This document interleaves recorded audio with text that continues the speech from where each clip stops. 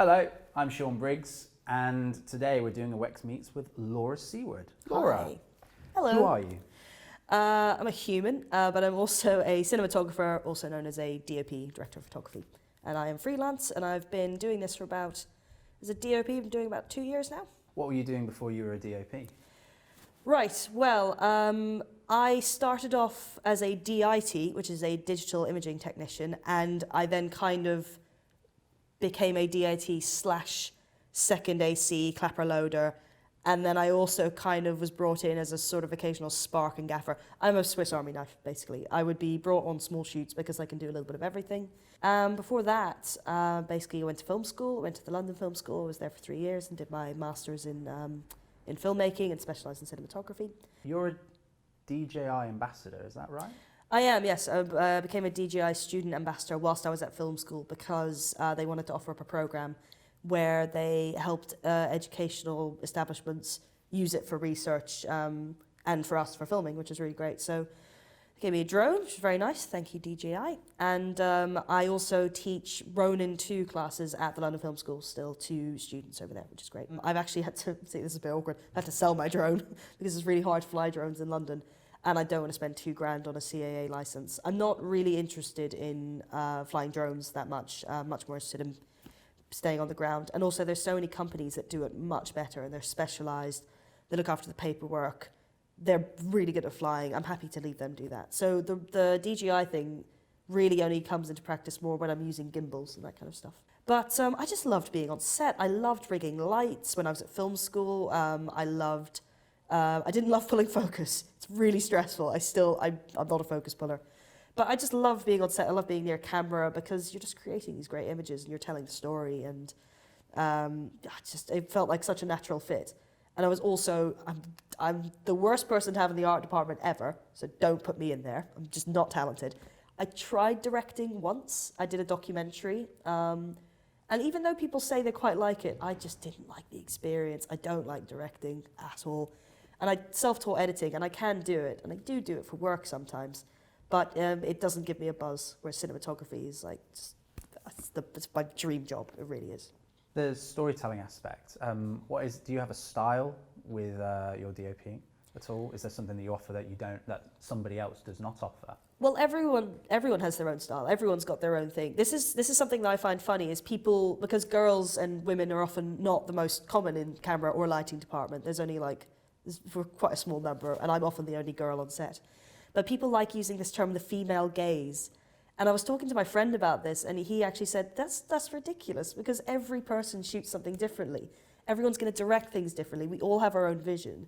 And in terms of a style, I think the point is that I'm trying not to have a style, because you want to do what the director's vision is. I think in terms of style of working, I'm known for being very fast. I'm known for being very adaptable in different climates. But in terms of a storytelling and a visual style, I'd like to hope it's always different, and I'd like to hope that it's always at least close to what the director wants. And I'm adapting, I'm changing all the time. Like I shoot documentaries, I shoot music videos, I shoot short films. Everything's going to have a different look about it. Being quite adaptable, being quite outdoorsy, you say you've got a background with action cameras. Mm-hmm. As we see in another video, you've got your kit bag where it's very kind of set for rough and ready, yeah. Rough and ready, mm-hmm. Up and go sort of style. Mm-hmm. Do you think that is a good selling point that other people should bear in mind when they're coming up with their loadout for shoot days? What do you have to say about that? It completely depends on because obviously we're in the film industry, but there's different levels. There's people who work on TV dramas and features and TV studio.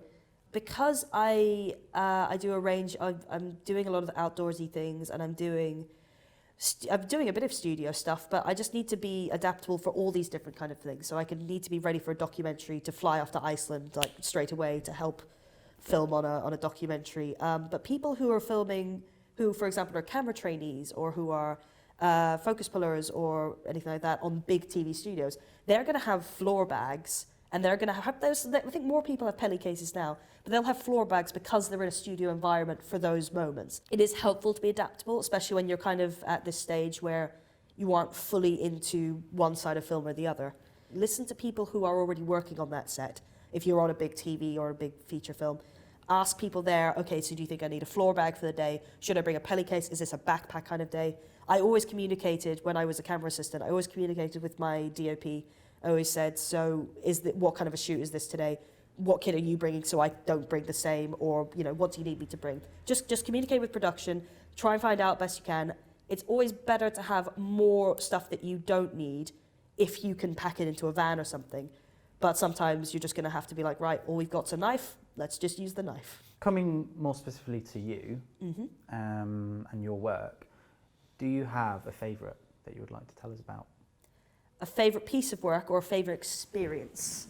Oh, you could go either way. Let's go for experience. Favourite experience? There's a few. One in particular, I think because the crew was brilliant, and weirdly because we had no time, and because we got lots of free kit from Ari, we really appreciated that because we had no money at all. So Ari gave us an Alexa Mini and Cook lenses and a nice little student lighting kit, which we used, which is just brilliant. But we had 18 hours to shoot a 12-page film. And this was the first time I'd worked with this director called Toby Wharton, who is one of my favourite directors to work with, hands down. He's also a really good friend. And after that film, there really was a skeleton crew. We had one gaffer, we had my focus puller, camera assistants, and we were filming in the back of a studio in Rada, actually. And because of the script and because of just the good-natured crew, it was the best fun. I absolutely loved it. People on that shoot still remember how much fun it was, even though we had no time.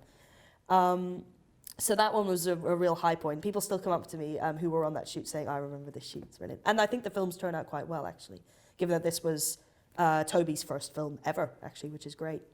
Another few...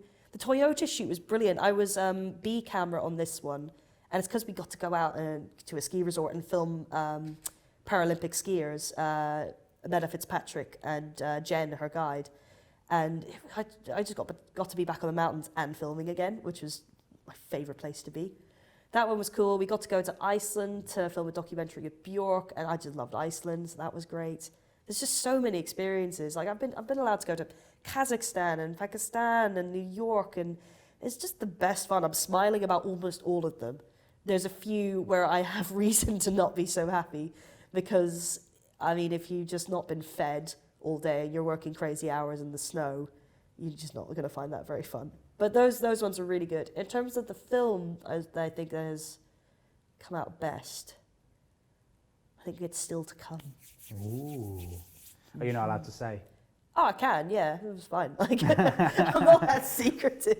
Yeah, no, sure. The problem is we're kind of having to wait and see what is happening in the world by then. But I don't think I've got a particular favourite piece of my work at the moment because I think that we can always do better. And that's not me being humble. I legit was like, if I had another 5 minutes on that, I could have made this better. So nothing that's a favourite at the moment, no. Is that always a struggle when you're on set? Because obviously there's time is always of the essence. Time is your enemy. Trying to perfect your shots, because I know DOPs generally like to be perfectionists with their lighting. We're a nightmare. When you have your stand-in, as soon as your stand-in comes out, you put the actor in, their colours are different, so all of a sudden it's like, oh, God, I want to change that. The shadows come up different because of the shape of the nose, maybe. Exactly, yeah. Things like that. Talk about that with me. Well, I don't think, compared to some people I know, I think I need to be more of a perfectionist sometimes. I think I can be a bit too casual sometimes, be like, oh, it looks nice. It looks cool. And then I'll come to the grade and I'll be like, oh, no, I need to change, I could have done that differently. But that's the opportunity of having the grade, is you can tweak and make things a bit more finite. But the best way to see it is if you're spending 3 hours on one shot, you've lost your next 4 shots, so you've lost the story. So I'm always in the mind of, yeah, it looks fine for now. Like, oh, no, not fine, but this looks good. Now we need to move on to another shot. And it's not about the most important shot, but you need to get the shots. If you've got nothing and you've got one beautiful shot, what's the point in filming? You just have to adapt, and you really do just have to try and do the best you can. It would be great if we had more time, and I know that on some bigger shoots you do have more time because you've got more crew and everyone's a lot more experienced. But yeah, there's definitely a few shots that I'll be like, oh, I just wish we had done it differently. Oh, I wish we'd done... Sometimes you also don't have the kit. Like, that's not an excuse, but sometimes you specifically know, I know that if I could have hung a dado and used a polecat or something there, that would have looked better. But coulda, shoulda, woulda. You really shouldn't stress these things sometimes. Just learn, move on, try again. And honestly, like, even if the images look great, the script is the most important thing, the story is the most important thing. So I can have the most amazing looking film in the world, but if the story's rubbish, what's the point? No one's going to want to see that. So you just have to try and think about it in the big scope of things. You are one department. You are not the be-all, end-all. You're very important, but so's sound, so's art, so's acting, all this kind of stuff. So just put things into perspective sometimes. Coming off of that, what's the dream project for you? I mean, I'd love to shoot a feature. Obviously, that would be amazing. I'd love to shoot features. Any particular genre, any particular type of story you would love to be a part of in the telling process of? I mean, like, I know that I'm one who would be nervous of big green screen numbers. I would be terrified if the day ever came. They'd be like, "Oh, do you want to shoot a Marvel film?" I've shot on green screen before and I didn't like it, because I like seeing the texture and how things are reacting, and, you know, walls and all that kind of stuff. Well, you know, there's that new technology that's been shown off on YouTube lately of projector screens where yes, you and those are see great. the environment. Those are great, but that's still, for me, that's still not the environment. Like, they're great, but I'd love to be you like there. to be in it. Yeah, as difficult as it is to get up whatever mountain or is that like waterfall. Is it an immersion aspect for you that you like to be a part of? What is it that does that for you? What, being out actually on location? Yeah. Well, I think everyone does just act differently when they're there. I mean, the sun's out there behaving in its own way, and sometimes you're going to get more surprises and more happy accidents from when these things happen. So if you're outside and suddenly you didn't plan on it being a sunny day, it's supposed to be overcast, but the way the light is hitting trees or whatever in a specific way, and it's making the character look like this, it can be really good. So I try and embrace the natural environment that there is, because, like, for example, when we're shooting out in England, we're constantly given and Ireland for that matter, we constantly have clouds and sun going in and out.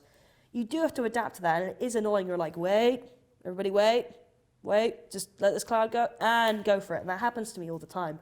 But sometimes you do just have to embrace it. If clouds are going past, you go, well, it's England, it's Ireland.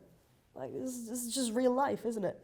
So I think that's my main thing, is I like seeing the happy accidents in the environment going on. But again, I've not experienced these big shoots yet, so. So for you, is it more of an overall experience of the filming process for you that you get a kick out of? I mean, I just love collaborating. I love collaborating with, you know, the production design. When they nail it, it's just so much easier for us. When you're like, you have done a brilliant job. I'm not shooting against white walls. I hate shooting against white walls. But if you're doing that, then it's making everyone just, they're bringing so much more to the table that you didn't think of, which is great. It is also really fun when you just nail a shot. If you've got a whip pad or something and you're like, I just absolutely nailed it. It's the same for when I work on a gimbal as well. It's like, oh, I think that actually worked quite well. So we get a buzz off it. I don't know what it is. I love, also it's often a very good sign, one for director in particular. If you get like a massive, like, literal shoulder pat throughout the take, you know that this is going to be good. So it's just, I just really enjoy it. Good chat though, man. Yeah, good chat. Thank you for your time today. Very welcome. And there will be a part 2 of this, so please stay tuned and find out what Laura's got to say about women in the film industry. Again. We exist.